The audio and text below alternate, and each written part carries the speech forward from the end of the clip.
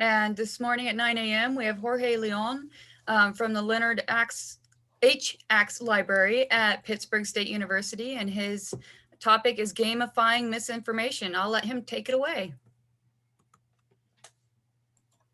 Good morning, everybody. I'd like to get us started before I get too far into the presentation. I'd like to get us started with a few, I don't know if the right term is ground rules or just conversation starters. I like to keep things interactive if I can. I would like this to be a discussion. I am going to share some of the things that I've learned through a process of trying to gamify misinformation for students, but I would really want this to be a conversation. If you want to unmute and pipe up, ask questions, if you want to give me feedback, I will be trying to use throughout the session a couple opportunities to get your input using some polls, using some other things. So don't shy up on me, please. In addition, we're going to be looking at a digital game a little later into the session. If you want to visit it earlier or get some input on it, I am putting up the link right now in the chat. So again, please feel comfortable using the chat. Crystal will be able to help me manage the chat or any questions that come up. And if you need to unmute yourself, please do. All right, formalities out of the way. Hello, my name is Jorge Leon, and I'm one of the librarians here at Axe Library. So about the topic, I want to talk about how we gamify misinformation. What is the point of it? How we make the topic tangible to our users, whether the users are first-year students, students at a community level, or at any other range.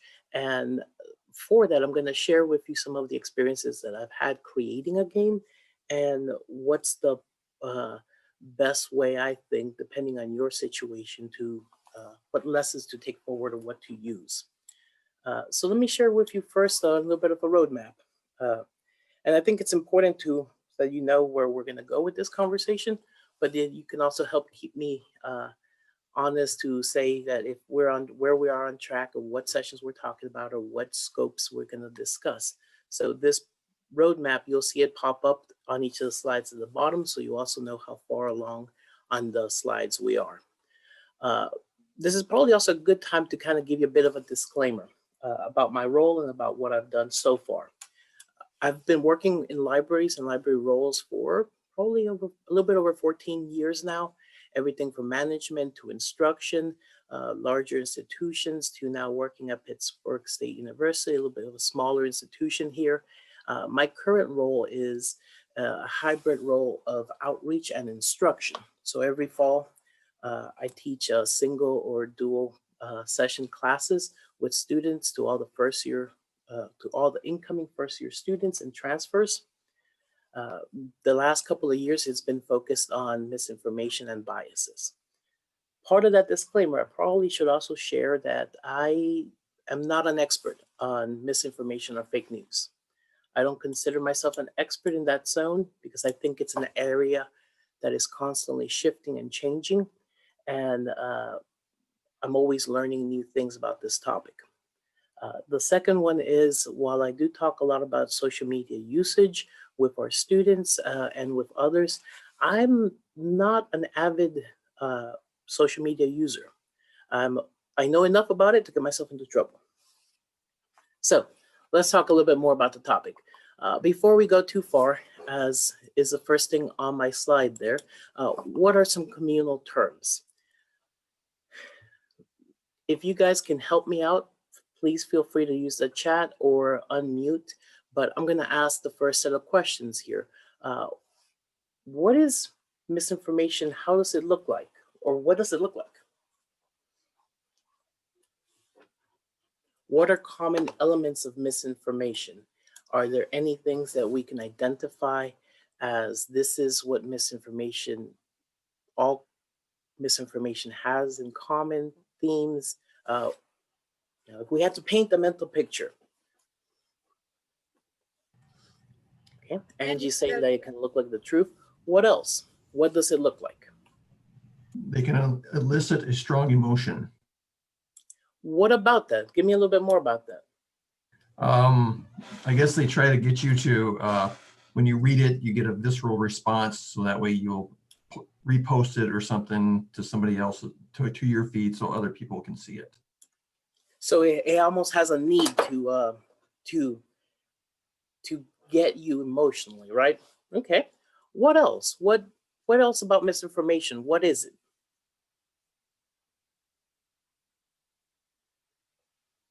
Or if I could ask the more specific one, what about fake news when we hear that term specifically?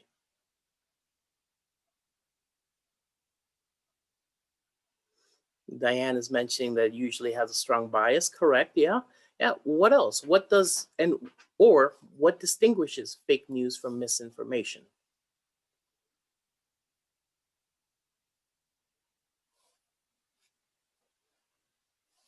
Come on, help me build this one communally, guys. I know we got some better answers to this one. Often used to mislead or manipulate. Great. Deliberate. Yes. I think there is a component of this that we have to be very aware that it has to be deliberate. Fake news is more like disinformation. Sounds real. Perfect. Okay. Nice. Propaganda. Yeah, propaganda. Perfect. So I think it's always important for us to start with communal terms and figure out what our definitions for these terms or these subject areas are. If we ourselves struggle to identify it, our users are going to have a hard time with us being able to articulate how to best avoid traps. So we need to be very aware in how we're able to communicate this. And I know one of the big sticking points with me talking with students is that misinformation is that broad umbrella term under which a large number of different types of falsehoods fall under. It could be everything from propaganda to satire taken out of context to things that were very purposeful and intentful. Uh, and that the term fake news really does need to be reserved, I guess, for the things that are truly fake news. It does us no good to water down the term by using them interchangeably. So those usually are my sticking points with the students. If I can have us kind of take a quick, let's use this as an opportunity to do a little bit of a quick task. I'm gonna put up 2 images and see if you guys can help me figure out which one's which. And I'm gonna ask Crystal if she can start a quick poll for me. There's gonna be 3 images in front of you, 3 quick, and if you need to move that poll window, please do so you can see them. But if you can help me answer which one you think is misinformation, which one you think is parody, and then there's 2 other questions there. I'm gonna take a quick minute and see if we can answer those real quick. There'll be things that we'll be discussing throughout the session.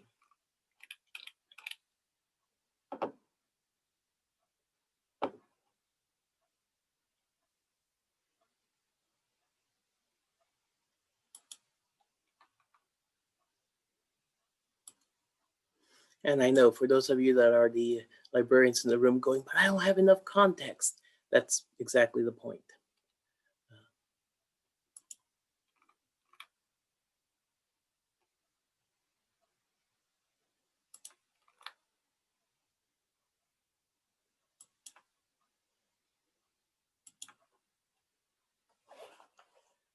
Crystal, you have an opportunity to see as how our participants are doing. Would you be able to tell me when we're close to getting all the responses? Absolutely. It looks like we have 16 so far. Awesome. Yeah, if everybody has a chance to answer those or give me some input, we'll talk about this real quickly and address the other questions as we go through the presentation.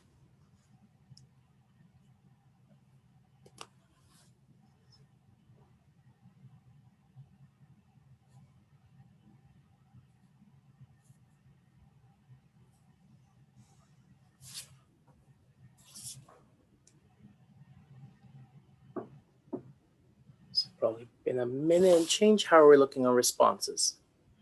Got a little over 30. out of 44. Okay. Well, then let's maybe talk about it while we get those last few respondents coming through.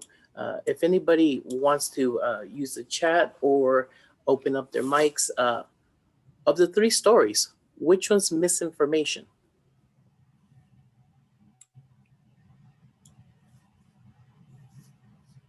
And why does one of them feel to you like misinformation? Cindy, you're mentioning natural news. Anything that kind of seems to stand out to you?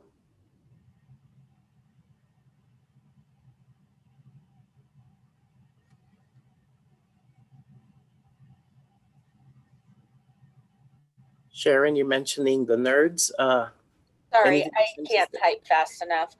No worries. I look at the sniffing rosemary as misinformation because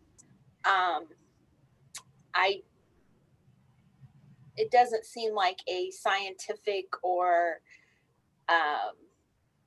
medical finding. It seems more of a general, like holistic, which that's not to say holistic is bad, but it doesn't seem to have any scientific, from what little I can see, background. I know this is a mean trick to only give you guys a very small snippet, right?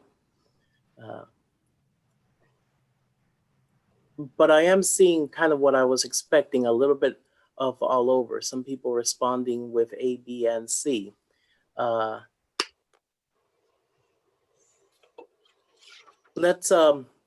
So why put them in this format and why give us a snippet? One of the things that I find very common when asking students, I get to very informally talk to them, ask them about their news habits, how they consume them, and just about every class, 60, 70% of them will self-disclose when asked, when polled, that most of the time, they're only looking at headlines and maybe images. If they look at a couple of lines of the article, it's the first few lines. For them, it's about what's the next article in my feed, what's the next article, what's the next content. And we can go into the depth of why, if this is just a behavior due to the speed of the content, if it's a behavior due to short attention spans, we can go into whatever we want to later. But for now, the point is, most of our users, and many of us might disclose the same thing, only have the few seconds to look at the bit of information, the article, the image, the article title, the image, before we make up our minds about that piece. And the three that are in front of you, and I think if we could probably see the results, or we can see them a little later, but of the three that are in front of you, BNN, Blue News Network, is a satirical news source that used to be a functioning site made by, usually you can even see the author right in the corner in very tiny print, was Mike the Cop. It was meant to be very obvious that it was satire. It still didn't stop some of their articles from having to be fact-checked by Snopes and by other sources, just because people took it out of context and it got reshared and retweeted that many times. Natural News Blog is one of those that claims more than it can provide in the evidence, and leads users to sales and leads users to content on their site. And the third one, the KUTV, even though the topic just sounds absolutely crazy, is a local report about an issue over in a Utah food bank, happened over the end of the spring, beginning of the summer. So A is your satire, B is your misinformation, and C is your real news.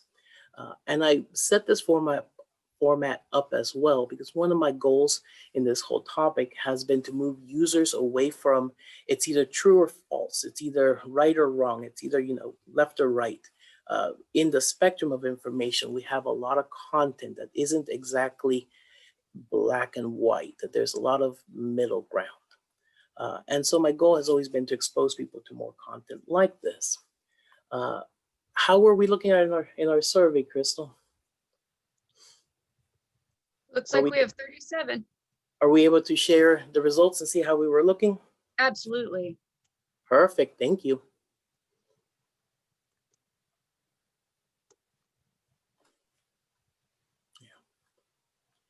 And is everybody able to see the poll results like I am as well?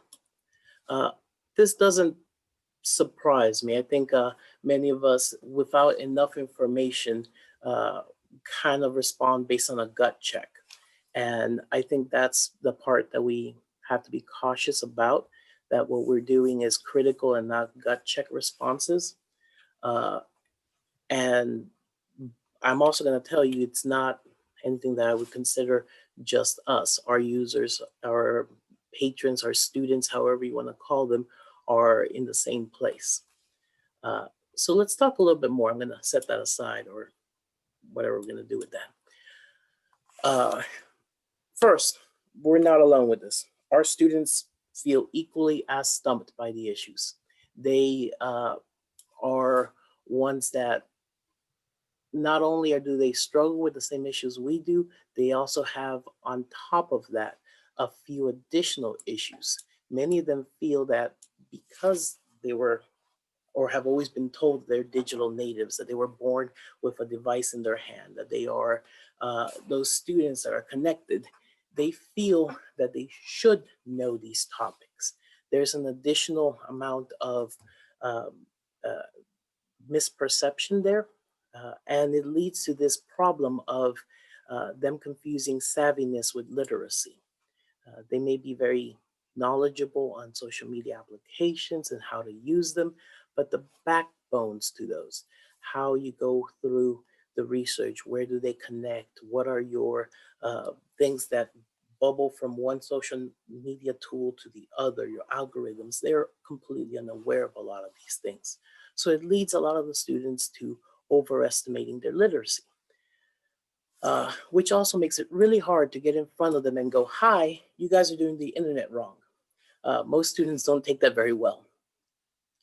So it's a topic that's very delicate in how to handle or approach it if you want the students to be receptive. It's hard to kind of come in bluntly like I did here and go, okay, let's see how silly we feel figuring out which one's right, which one's false. But like I said earlier, and like I was showing you there, don't worry, they're not alone. They're not the only ones. Most of our other users feel just as lost with the speed of the technology and all the intricacies behind it. Digital immigrants are just as unable to sometimes parse out the things that look like ads or the things that look like misinformation wrapped to look like factual information.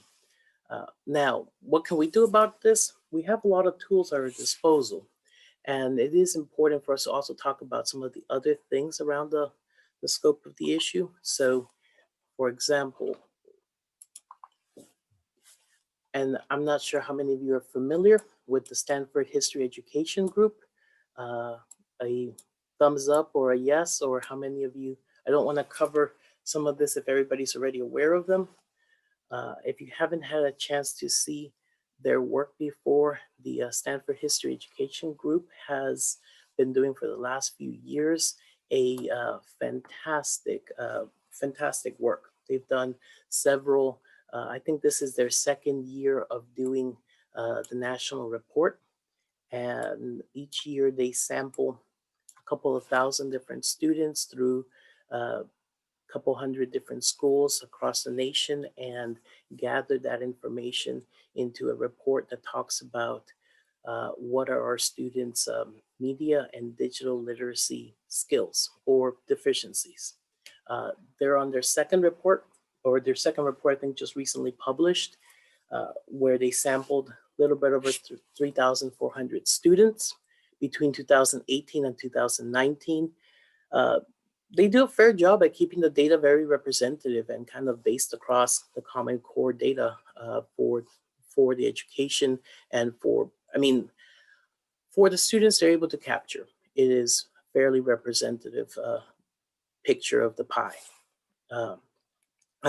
If you haven't had the chance to check out their work, I'm embedding the URL and the information.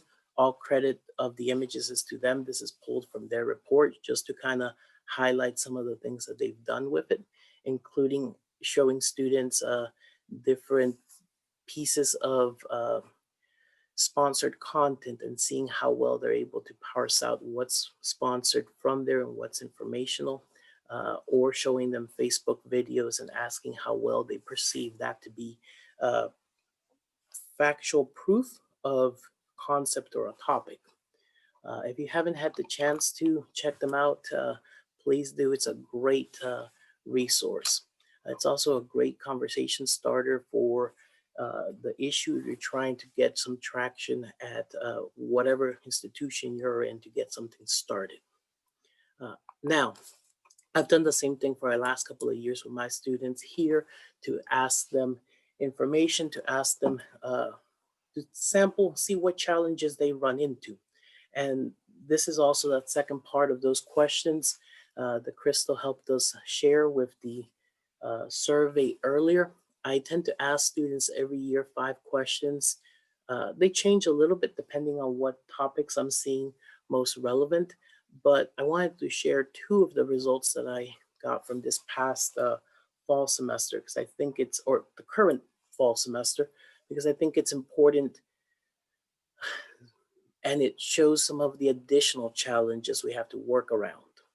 Uh, just to kind of give you the context, I tend to work with all of the first year education classes. So that might be 35 to 40 classes a semester, somewhere before 800 to 900 students. But the ones that I try and sample are not the first year students. I want some of the upper class students so I can get a better set of responses from them. This year it was with some of our teaching and leadership students. Of the 70 of them that I got, I was only able to use about 54 of their responses, but the questions come up here. And the 2 that I want to illustrate, the one on the left, I asked them, just like I asked you guys, about how often they felt that they had shared a bit of information that was fake, false, or turned out to be erroneous.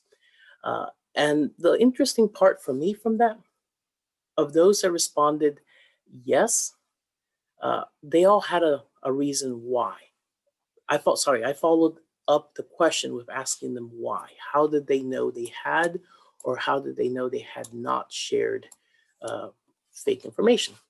Of the respondents that answered yes, they all had a substantial why. I was actually fairly surprised.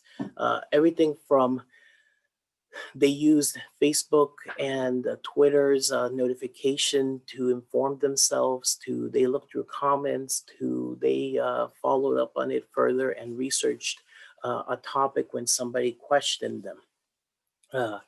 That to me was a little surprising. I expected a lot of students to say maybe. What surprised me the most, I think, was the students that said no, had no reason, no why. They weren't able to articulate why they had the belief that they hadn't shared something false or fake in the past. Only a single one of all of the ones that responded no even gave me a response. And I think that points to either a little bit of a stigma or a concern or an unwillingness to go, if you go yes or maybe, you have a reason where you think, well, this is why I think I've shared misinformation, but you are unwilling to support that if you were a respondent of no. And I still need to dig a little bit deeper into this, but it was a very interesting set of results that came out from that. The one on the right kind of feeds into that same loop. I asked them to give me a response, open-ended responses of what they would do when they encountered misinformation. And I got the whole gambit, everything from, well, it depends. If it's a family member, I do this. If it's so-and-so, I do this. And so I grabbed them and I coded them and I put them down below. And I tried to separate out things that were different from emotional responses that were negative to emotional responses like laughing or finding humor in fake news.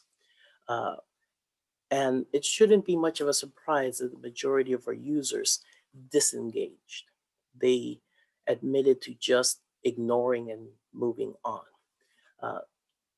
And I highlight this because it really shows the challenge we got to deal with, that our students are and our users are not just engaging with it, they're purposefully putting up blinders. They're purposefully putting up barriers to engage with the information, which makes it even harder to get up in front of them and go, okay, let's talk about this critically. Let's talk about this in a way that we can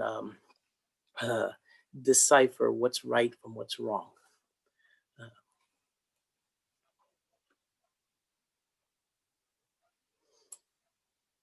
Bethany, I'm looking at the comment on the chat. Yeah, actually, I was surprised about that as well. You were mentioning about the number of students that took the time to report it. And I think that's a response I get only because I was sampling some of the older students. I think they're a little bit more frustrated with the environment that they're in. And for them, that feels like if I read the rest of their comment, it felt like that was a way to take action. It wasn't just, oh, I'm annoyed at it. It was, this annoyed me, I reported them, and then I moved on, So they maybe felt a little bit of a form of response or a form of activism by engaging in a way where they didn't respond to the person, but they reported it or deleted it. What else? Do you guys see anything? And I figured this is an opportunity for me to ask everybody else, is there any other challenges that you see when engaging students, when engaging patrons that you guys have seen in your own environments when trying to have these conversations? I've put up a few on the screen, but these are by no means, this is by no means a complete list. These are just some of the ones that I see commonly pop up. Are there any challenges anybody else would like to add or discuss?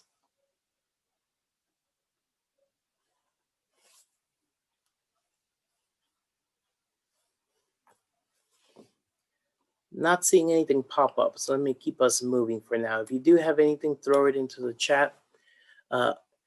Most of the students and users definitely feel like there is a polarization going on in the information that they see.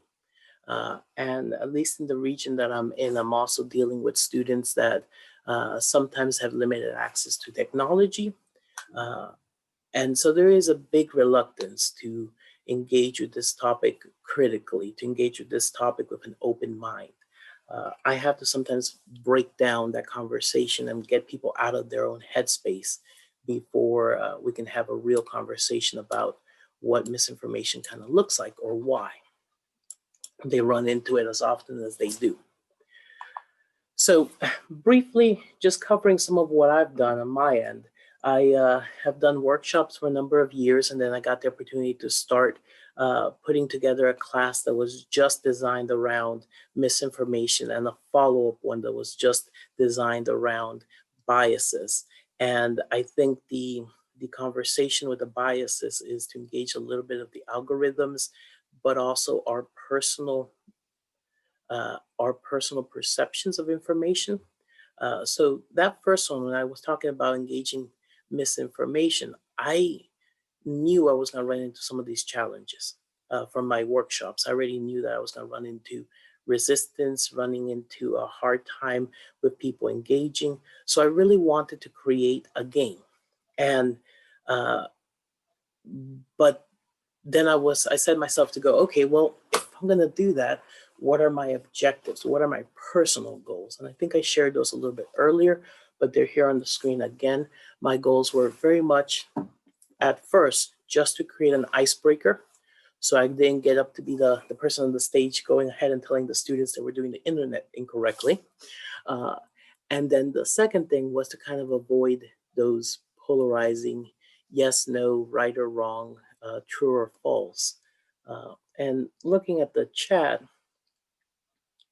yeah, there's a lot on here. I think you guys are right. There's everything from algorithms hurting the way that we see information and keep us a bit more from feeling like we can engage with it. And I agree, Angie. We do sometimes have a hard time calling out friends. There's a lot there that we have to digest sometimes with this topic.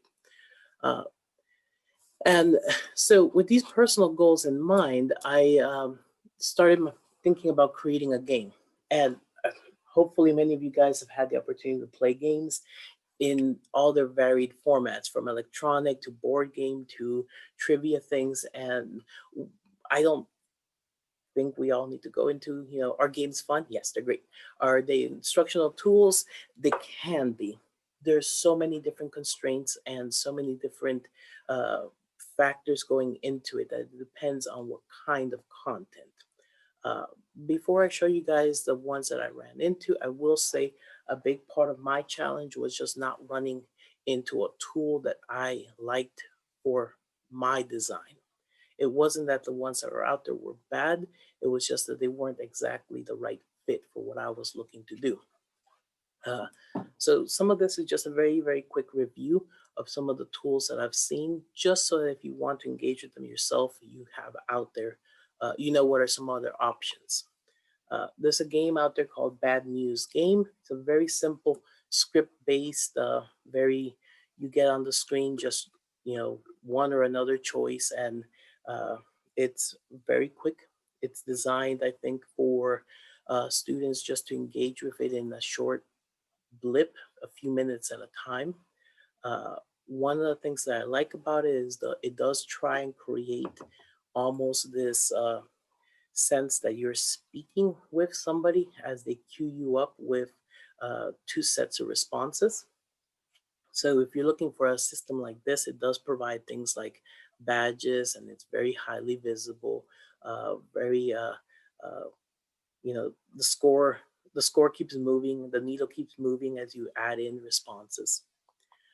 One of the next choices is a game, Factitious. Many of you are probably familiar with it. They've done a great job at updating their game throughout the last few years. The last 2020, I think, might even have already their pandemic version.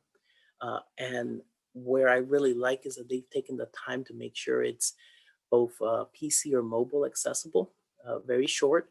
You could challenge friends. They have a sign-in process, so you could come into it multiple times and not just do it in a single sitting.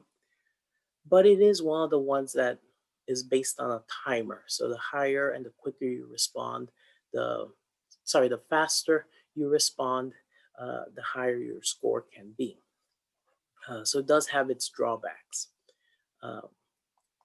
One of the last ones, and I think one of the ones that I found the most in-depth, but it also was the longest to deal with, was Fake It to Make It. It's a great resource. It's a simulator. So you spend your time creating your character. What do you want to play for? They give you multiple objectives. And the idea is, if you were building a fake news empire, how would you start? And they walk you through the process of giving you choices. And you could see at the very top of the screen the cost, what it costs you to live, and how much you're making for each of your actions.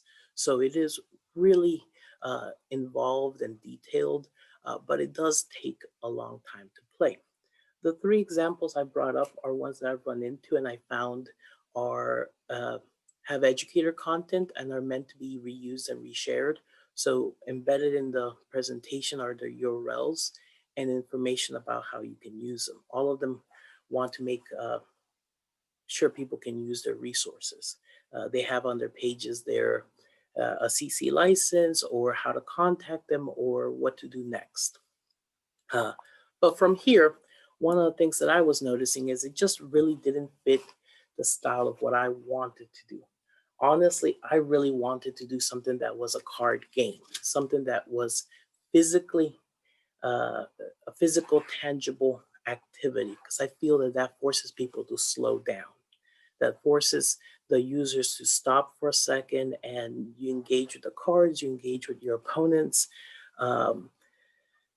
So I got to digging to try and create and build myself something different. And I was hoping to share with you guys the card game that I built this year, that I've built in the last few years. Instead, on that digital site I shared earlier, and I can link it again if you guys missed it, we'll talk for a few seconds or for a few moments about the digital version of this game that I started to call, terrible name, but I'm stuck with it now, Fa.Fi.Fu. Factual, fictitious, or for fun. I really wanted to embed this idea that it's not just a polar yes or no, but that there are multiple choices for each piece of information. And the card's going to be a little small, so I'll zoom them in a moment, make sure you can see a little bit better. But each deck is about 50 cards scattered between 3 different categories. Things that might pop up on social media, things that might pop up in the news, or things that are recurring stories, those things that we see year to year. But because we see them every year, we sometimes create mental shortcuts. Oh, I remember that last year. Was that a story about that big storm? And we start to fill in the blanks, which can sometimes serve as a way for us to accidentally consume content that we weren't really meaning to. So 3 categories, and I was heavily emphasizing the gaming element. So it's meant to be played as a points system. If you answer the question wrong, your opponent gets the points. So I deployed this maybe about 2 years ago was the first trial run of it.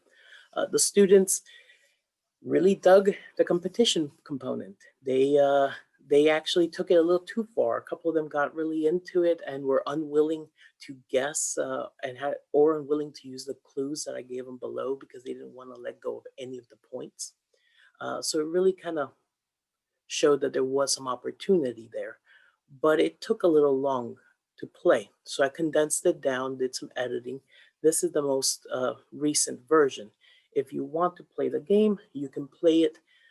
Below each category, there are clues based on some of our best practices, based on the things that ALA, that the International Federation recommends, based on all the things that we know are the best practices for engaging with information, but condensed in a way that I think our students would understand. Let me show you, for example.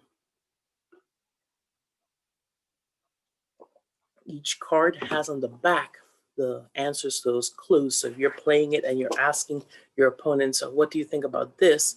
You can give them the clues and then they can choose whether to consume points so they can answer or whether they just want to use guess right there. Of course, guessing is penalized if you guess wrong. Even in the digital version, if you guess wrong, it restarts you. So each card has its information and it forces users to stop and think about content. Like I think many of us have probably seen the meme about the Pop-Tarts. It's an opportunity for me to ask the students, did you stop for a second and notice if there were any watermarks? Did the creator put any of their logos on there? If they did, would somebody trying to trick you do that? And to have these richer conversations with them than just sitting up there and comparing. I did take the opportunity, and sorry, I apologize, I jumped ahead. It does give me the opportunity to also pinpoint specific issues. So depending on the class, if I have a 30 student class, I might have them broken out in groups of 4 or 5 playing with decks, and each section can have different conversations, but generally they're all getting the same concepts. So even if a topic is really hard, like the card on the bottom right about German hunters shot by dog refuse gun license, we talk about why the headline sounds confusing. Is there a reason? Is there maybe something in the publishing process that makes it hard? I also took the time to make sure that the cards didn't repeat. So at the bottom, each of the cards have different letters to indicate what category they belong in, and with each color, they each have an A, B, C, or D. So some of them might talk more about source authority, grammar, or maybe about reading beyond the headlines. So this is a way for users to engage with different elements of our critical thinking skills in the same game with different cards. Keeping an eye on my time, because I want to make sure we have some time for discussion and things, I want to show you guys The digital version, the URL is right there. It's the same link that I shared, maybe a little shorter. And I want to take a few minutes and ask you guys if you want to talk a little bit about what you've seen before I talk about anything else. I want to engage with how maybe you would use some of these resources in your own work or in your own areas. So help me out and engage with me a little bit. Please feel free to take a few minutes if you want to access the game and come back and give me some input, because I want us to take a few minutes here and discuss, just in case we don't have enough time. What do you guys as a whole help unmute if you want, use the chat. What are you seeing? What challenges do you see with your students that or patrons that this might help? Is there a resource that you're struggling with? Any of those questions?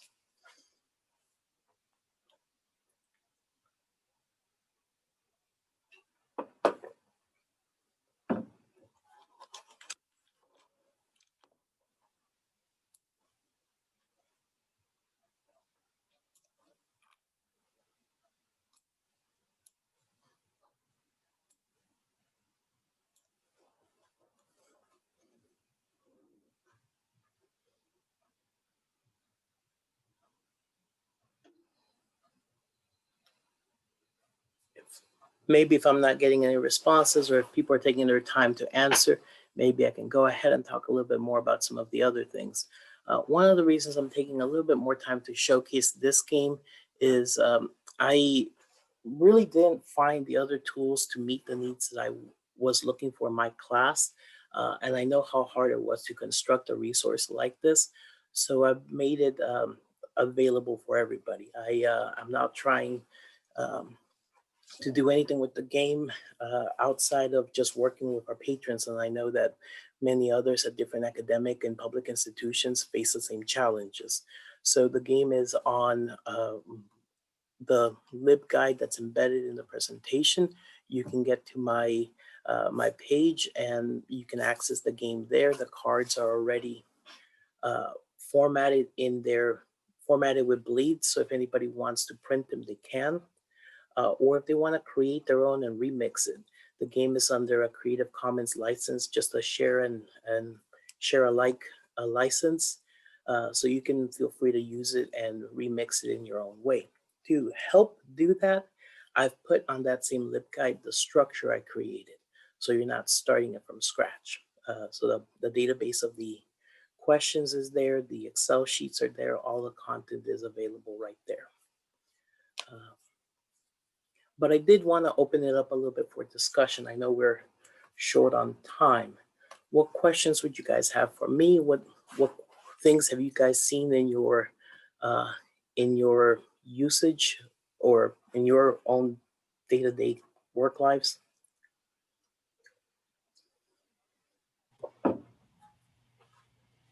All right, this is Crystal. I am curious about how much time it took you to build this game. Way too much. Way too much time, which is why I'm hoping if anybody wants to use it to make it much easier for others to start. To be honest, I'm a little bit of a perfectionist, so I embed a lot of weird things into it. You can go through the game and there's no two sources duplicate. So it took a lot of time to find a ton of resources that did not duplicate, just so I didn't have to worry about the copyright issues. It also took a long time to make sure that I went through and fact checked all of the sources, because I really did not want to put my name to something that and to call out a source as fake news or as misinformation without having gone through that. So I don't know, maybe upwards of 70 to 80 hours to get the structure going. It took some time. But I think it is a fantastic way for us to kind of engage with students. And I think for me, the thing that really stands out is that when we can do it, and this pandemic made it really hard to execute this, it's an ability for people to sit down and play a card game. Something that's uh, something that's more, I don't know, more tactile than a lot of the swipe left and swipe right things. I was forced to create an electronic one just because, COVID. But I and I don't know. It's a different style of game. It's a different type of tool.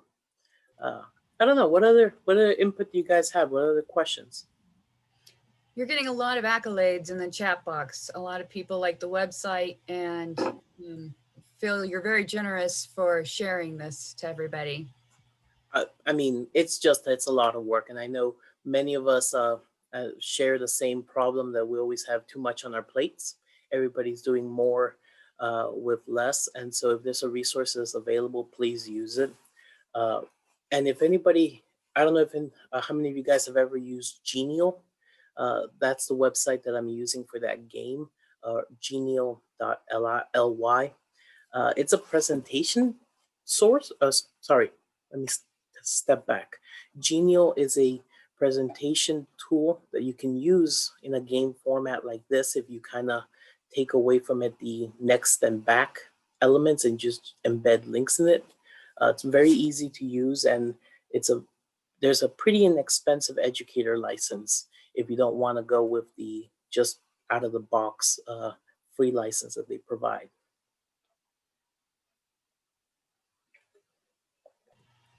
Felisa says that they're going to try it with the junior high students. I like the idea of scaling it to different grade levels. Please see. I would love to hear how people can utilize some of these resources. I will probably say I was not intending this game to be used with younger students. So see if there's any cards in there that might not be appropriate for a younger audience.